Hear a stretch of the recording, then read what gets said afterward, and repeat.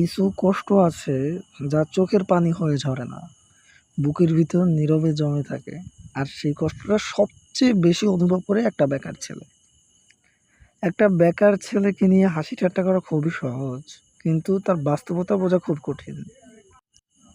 যে ছেলেটা একদিন পরিবারের স্বপ্ন পূরণ করার কথা ভাবতো, সেই ছেলেটাকেই অনেক সময় শুনতে হয়, তুই কিছু করতে পারলি না, ঘর থেকে বের হয়ে যা। এমনকি কখনো কখনো বাবা মাও রাগ করে মাথায় পরিবারের অন্যদেরকে বলে দেয়, ওকে বেশি ভাব দিবি না।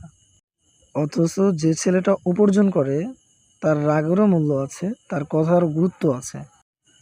কিন্তু বেকার ছেলেটার কথা অনেক সময় কেউ শুনতেও চায় না। সে যদি কোনো মতামত দেয়, সেটারও গুরুত্ব পায় না। ধীরে ধীরে সে নিজের ঘরে নিজেই অতিথি মনে করতে শুরু করে। অথচ কেউ জানেই না রাতের অন্ধকারে সে কতটা ভেঙে পড়ে, কতটা অসহায় হয়ে আল্লাহর কাছে দুহাত তুলে বলে, হে আল্লাহ, আমাকে এমন একটা দিন দাও যেদিন আমার বাবা মা আমার জন্য গর্ব করবে। সর্বোপরি তোমাকে এটা বুঝতে হবে, ছেলে মানুষ হওয়াটা এত সহজ না।